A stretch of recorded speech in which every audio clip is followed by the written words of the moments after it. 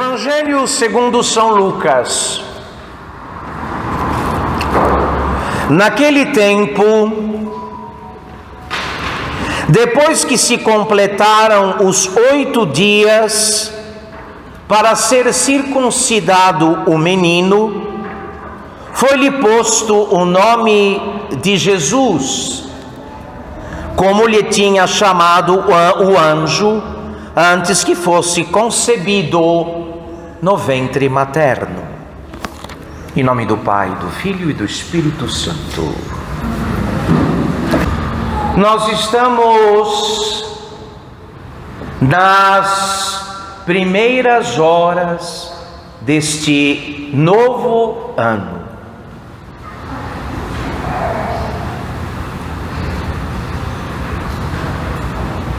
Nenhum de nós pode saber o que nos espera neste ano. Nenhum de nós sabe.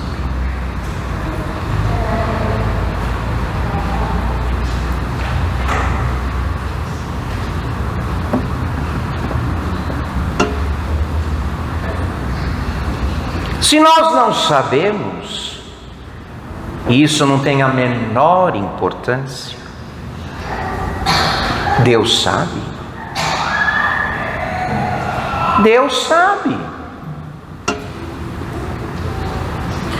E isso deveria bastar para que efetivamente o nosso ano fosse feliz.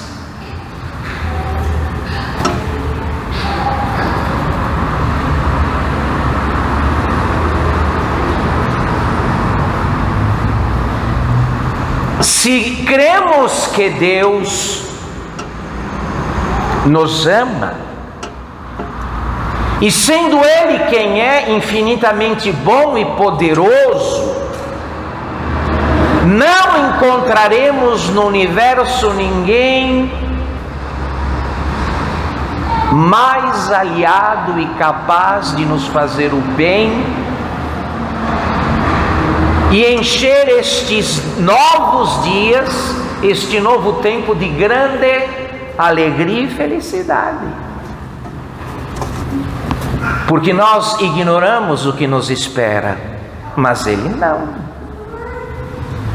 Nós não sabemos o que vai nos acontecer, mas Ele sabe todas as coisas. E sabendo todas as coisas, já as dispôs do modo mais útil e salutar a nosso respeito. Alguns acontecimentos que nos aguardam vão nos encher de alegria, outros não serão tão alegres.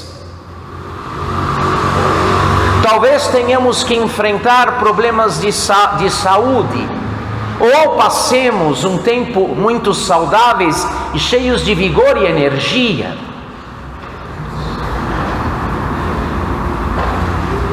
Talvez tenhamos que aprender aquela lição tão importante da convivência humana, que é uma grande graça quando certas pessoas entram na nossa vida, e uma graça maior ainda quando elas saem. Sabia que é uma grande graça quando certas pessoas entram, e uma maior ainda quando elas saem? Alguns acontecimentos vão nos consolar, outros vão nos mortificar e penitenciar. Mas nada do que se der conosco vai surpreender a Deus, que viu todas estas coisas e sabe de cada uma delas desde toda a eternidade. E se não atrapalharmos, se não atrapalharmos a ação da divina providência, todos estes acontecimentos redundarão para o nosso maior bem, que é a salvação de nossas almas.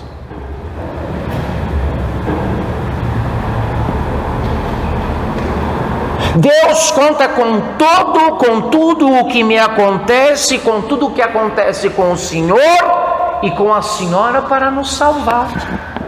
Eu lamento muito que a nossa soberba, o nosso orgulho, a nossa vaidade sejam de tal envergadura que não nos permitam ver como Deus é bom. Sempre bom. Também quando, como bom pai que é, faz como os pais da terra que vendo o bebê, o seu filhinho com uma doença grave, levam-no ao médico e os médicos dizem no hospital: ele terá que ficar aqui conosco porque deverá passar por uma cirurgia. Onde está o maior amor? Em colocar a chupeta na boca do bebê e trazê-lo de volta para casa, ou deixá-lo nas mãos dos médicos? Claro que o maior amor, no caso, é entregar o bebê aos médicos, que é o que Deus fará com certas situações que nós não gostamos, que não planejamos,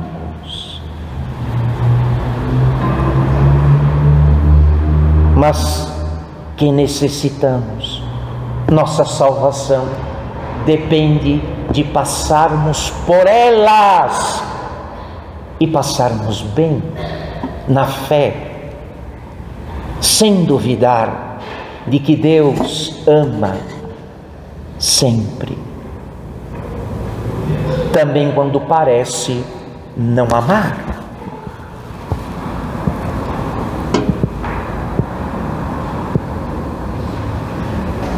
Eu recebi desde ontem muitos votos de paz. Eu tenho um celular velho que com 2, 3 fotos já trava. Não me fiquem me mandando nada porque o meu celular trava. Eu perdi a conta de quantas pessoas desejaram saúde, paz, alegria. Isso é bom. Isso é muito bom. Mas, meus queridos, não nos iludamos. A fonte da verdadeira paz é aquela que só pode ser encontrada na vontade de Deus. É aquela que se encontra na vontade de Deus, que vem embalada nos acontecimentos. Para não ficar abstrato demais, porque é fácil falar a vontade de Deus. Onde está ela? Aí, meu irmão, minha irmã, ela vem na embalagem dos acontecimentos.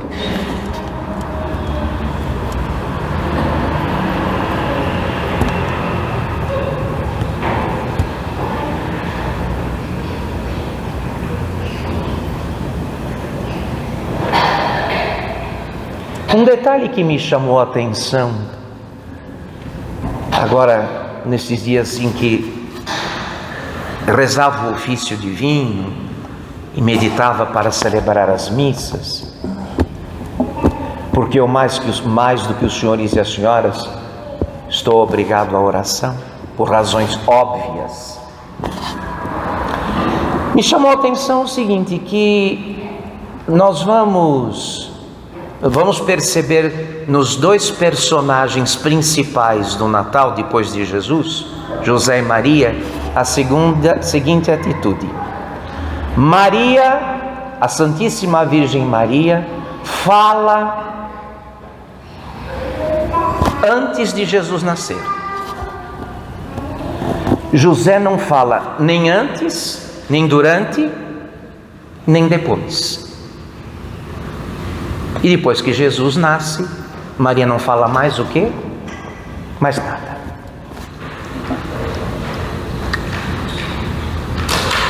Vocês ouviram hoje aqui esse pequeno trecho extraído do Evangelho de São Lucas? Um versículo, um verso só, capítulo 2 de Lucas, verso 21. Quando seus pais, no 8º dia de seu nascimento, o levam para o rito judaico, o rito prescrito pela Torá, pela lei dos judeus, da circuncisão.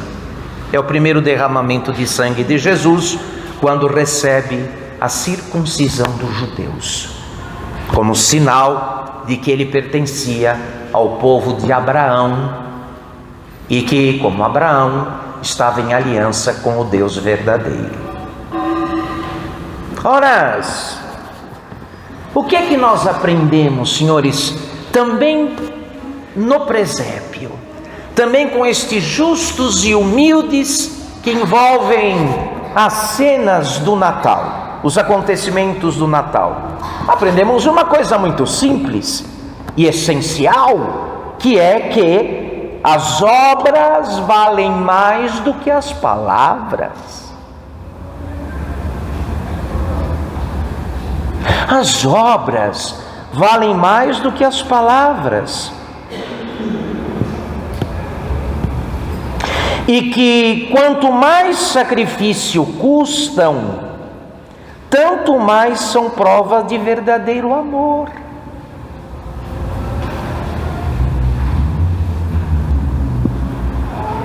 As dificuldades que estão por vir aí nos próximos dias, semanas e meses, as dificuldades, as lutas, os problemas, as dores de cabeça, o que são elas para nós que temos fé? Uma oportunidade extraordinária de mostrar que amamos a Deus, de provar que o amamos mais do que a nós.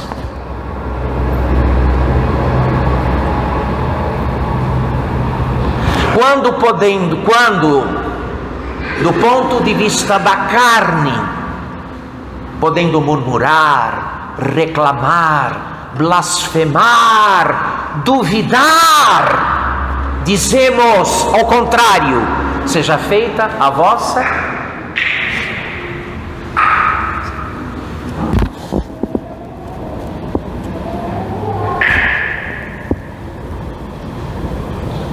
Ora, crer e amar a Deus quando a brisa sopra suave e afaga a face.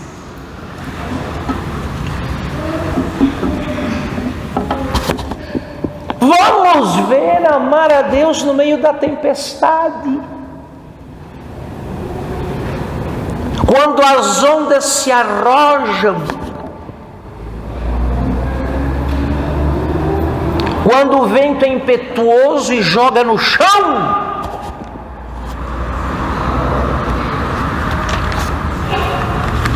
porque as obras, meus queridos, valem mais que as palavras, e que quanto mais sacrifício custam, tanto mais são prova de verdadeiro amor. Quando Jesus Cristo decidiu provar que nos amava, não publicou um livro de poesias, mas foi escrever este amor na cruz com seu sangue. Olha,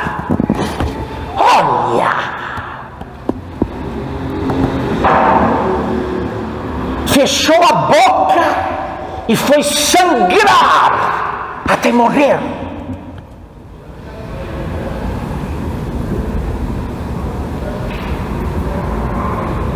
Obras é que são amores.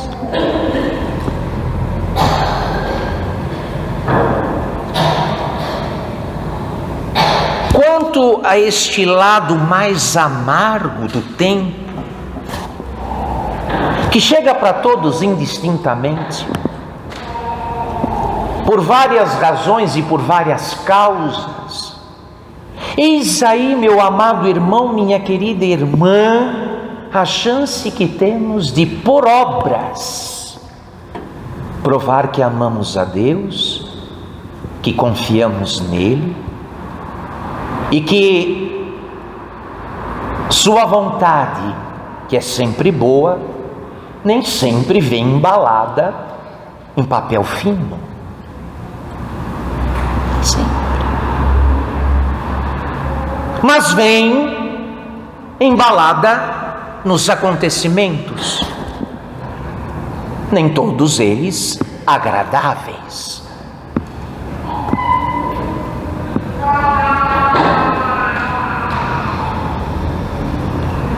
Então é o que nós desde estas primeiras horas do ano que acabamos de iniciar, pedimos a Deus nosso Senhor.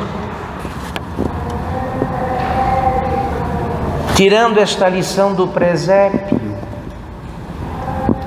José e Maria se submetem ao querer de Deus e hoje levam Jesus para a circuncisão. Qual era a vontade de Deus para eles? O que estava prescrito para os meninos, para os primogênitos do sexo masculino no 8º dia, a circuncisão.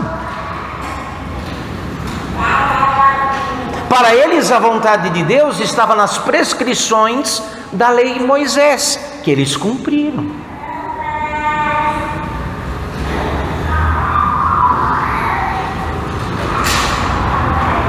Então, peçamos a bondade de Deus, esse alargar os horizontes do nosso olhar de fé, meu Senhor e minha Senhora.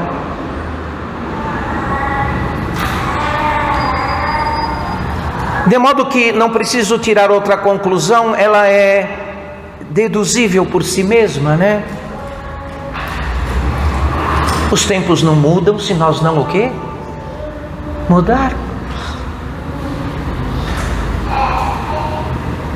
Uma vez que não se está, eu não canso de insistir nesta verdade, não se está aqui neste mundo sem lutas.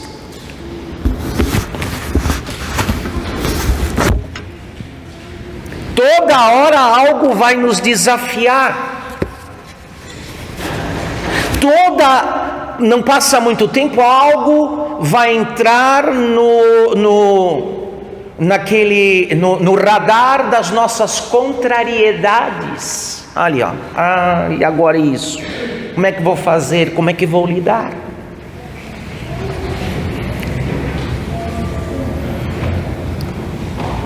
As pessoas aí fora, vocês sabem do que são capazes de fazer e apelar quando se vêem em apertos, em dificuldades. É bom nem entrar no mérito, nem abrir esse capítulo. Do que as pessoas, quando se vêem em dificuldades, são capazes de fazer para se esgueirar, para fugir, para se subtrair do dever da luta. Hoje, por graça de Deus, ainda contemplando o presépio, aprendemos isso. Que nosso descanso e nosso repouso não está em fugir da vontade de Deus que vem, que se manifesta nos acontecimentos, mas com grande humildade e com senso sobrenatural, um senso de Deus, de fé, receber todas estas coisas, porque Deus, antes de nós, sabia muito bem delas, de cada uma, de cada detalhe, sem exceção. Por que então nos perturbar? Por que nos preocupar? Por que nos angustiar? Por que nos estressar?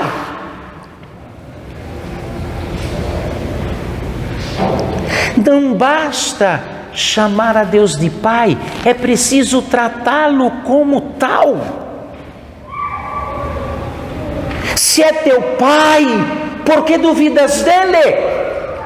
Se é nosso Pai, por que fugimos dele?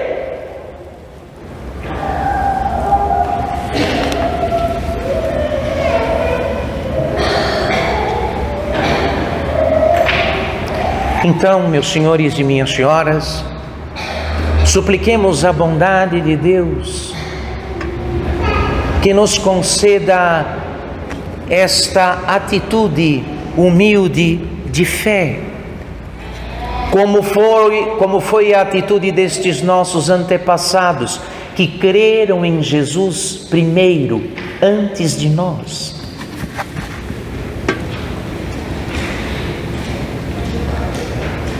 E que crendo estavam tranquilos, mesmo quando Deus lhes solicitava grandes sacrifícios.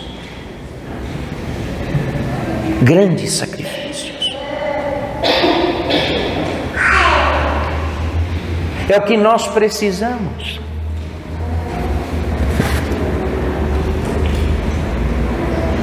Nós não precisamos, olha aqui, não importa que os acontecimentos sejam bons, importa que a nossa fé seja boa.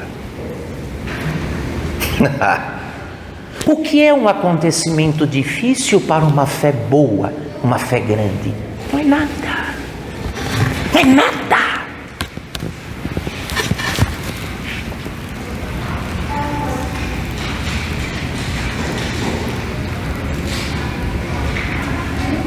Então aí, às vezes até gente batizada, agora apelando para certas magias, simpatias, querendo manipular as forças da natureza, como que querendo obrigar a vida e a história a terem sua medida, seu manequim, seu número. Nós não somos assim.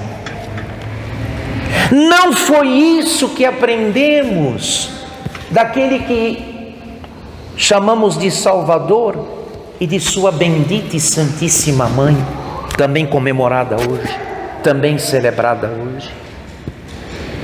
Não foi isso. Se Deus é quem Ele é, todo-poderoso, como vamos dizer já, credo in unum Deum Patrem omnipotentem, creio em Deus Pai, todo o quê? Poderoso. O susto e o espanto é por tua conta, meu caro. O susto e o espanto é por tua conta. Porque nada espanta e nada assusta a Deus.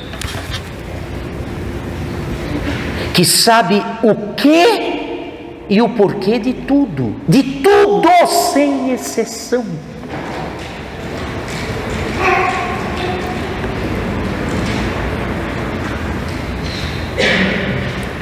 Por isso, a atitude, sobretudo de José e Maria, que se destacam nas cenas do Natal, nos evangelhos da infância de Jesus, não é a de falar, de perguntar, de questionar, de reclamar, mas de fazer.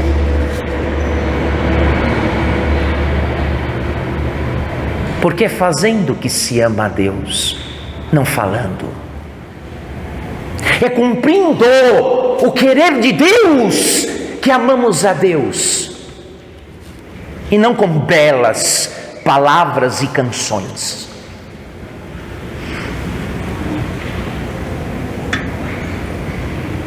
Então levemos desta missa que inaugura este novo ano, e acompanhados pela bênção que segue esta missa, esta tarefa de não nos preocupar tanto com os acontecimentos como com o tamanho da nossa fé, com o grau da nossa fé, que é o que vamos precisar para qualquer coisa. É só isso que importa.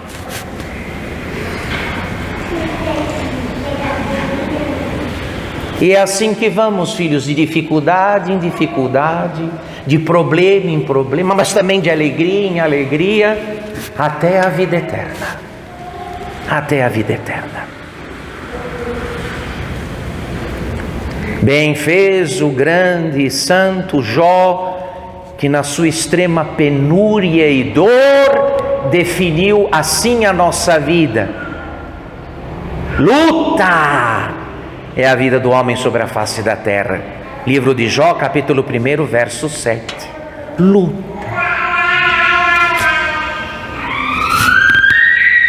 Mas o que temos para estar em paz, enfrentar todas essas oposições pequenas ou grandes? Este senso, esta sensibilidade, este olhar sereno que a fé confere aos que creem e que nos faz interpretar todas as coisas, vê-las todas em Deus, não sem Ele, e nele, não contra Ele, e assim estarmos em paz. Por que isso? Por que aquilo? Para o teu bem, para a tua salvação, para a tua instrução, para a tua penitência, para o teu crescimento, para o teu amadurecimento e assim por diante. Então, no Imaculado Coração de Maria, colocamos estes bons propósitos que o Espírito de Deus, que a graça de Deus nos inspiram, que é o que temos, senhores, para que efetivamente este ano seja feliz. É o que temos. E o que é que nós temos? O fato de que Deus sabe tudo o que vai acontecer. Ele sabe. E por que eu vou ficar preocupado? Porque vou franzir a testa? Porque vou me angustiar se Ele, Deus, sabe tudo?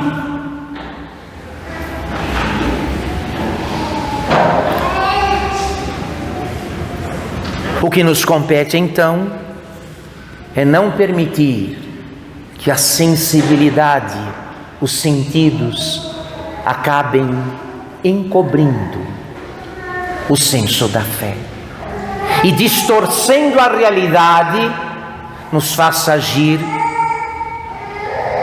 impulsionados pelas nossas próprias ideias e não pela vontade de Deus. Esse seria o pior mundo, o pior mundo. Então, está dado aí, meu querido irmão, minha amada irmã, uma espécie de mapa, para que possamos caminhar bem. Haja o que houver, aconteça o que acontecer. Haja o que houver, aconteça o que acontecer. É assim que vamos adiantar. Lembrando que Deus, olha aqui, lembrando que Deus conta com isso para salvar você.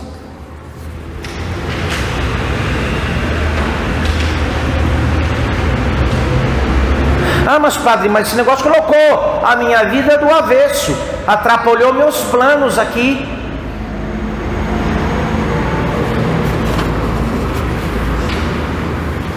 Olha que às vezes, né, entre o que resolve os teus problemas aqui e o que resolve o teu problema na eternidade, Deus costuma eleger e escolher o que resolve o teu problema na eternidade. Lamento muito. Eu lamento, mas é assim que é. Até porque aqui, escutem bem,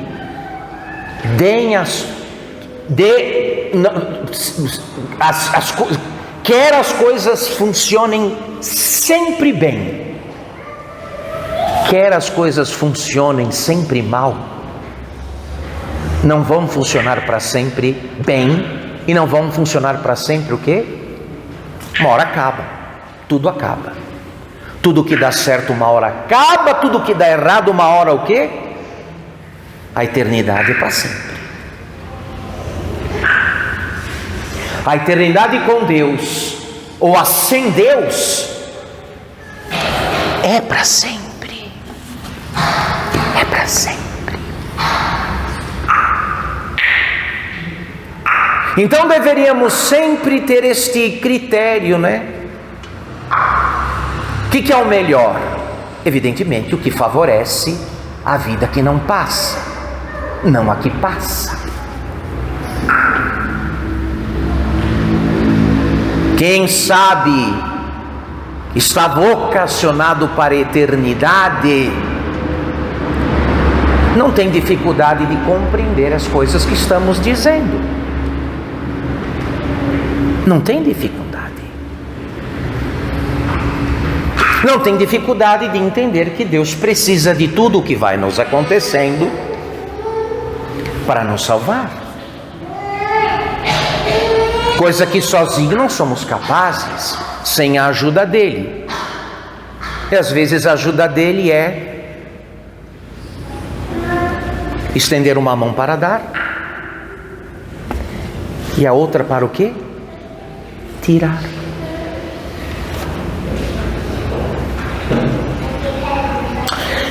É ouvir a sua oração e dar o que você pediu. Em outra circunstância, ouvir a sua oração, não dar o que você pediu e dar o que você o quê?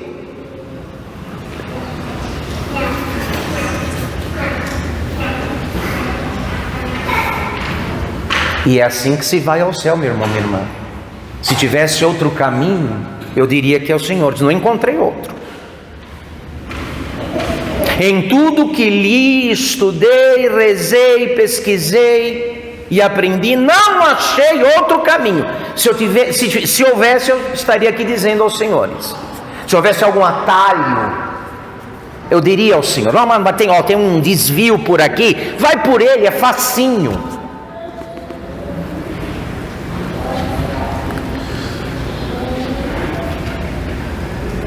Quanto a uma realidade facilitadora, se você, mas padre, não tem como fazer esse negócio um pouco mais fácil? Tem.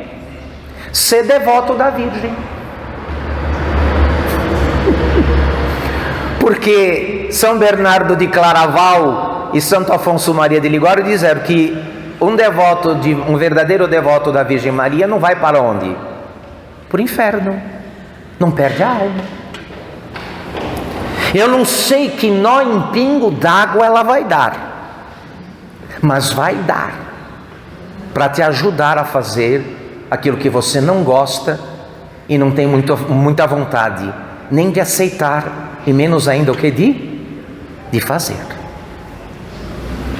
Ser devoto, ama a tua mãe do céu, e farás bem, e enfrentarás bem tudo que for preciso ser feito e tudo que for necessário ser enfrentado. Como diz lá São Luís Maria Grignon de Montfort, no Tratado da Verdadeira Devoção, se vai em curto tempo, em pouco tempo, longe com Maria, se vai bem mais rápido com ela, nas coisas de Deus, do que sem ela. Então, se alguém quer, mas padre, o elemento, a realidade facilitadora de todas estas coisas que parecem às vezes assustar um pouco, é que além de um pai, temos também uma mãe, boa mãe, boníssima, a melhor de todas. A que Deus escolheu para Jesus e aquela que Jesus depois escolheu para nós, aos pés da cruz. Filho, eis aí tua mãe.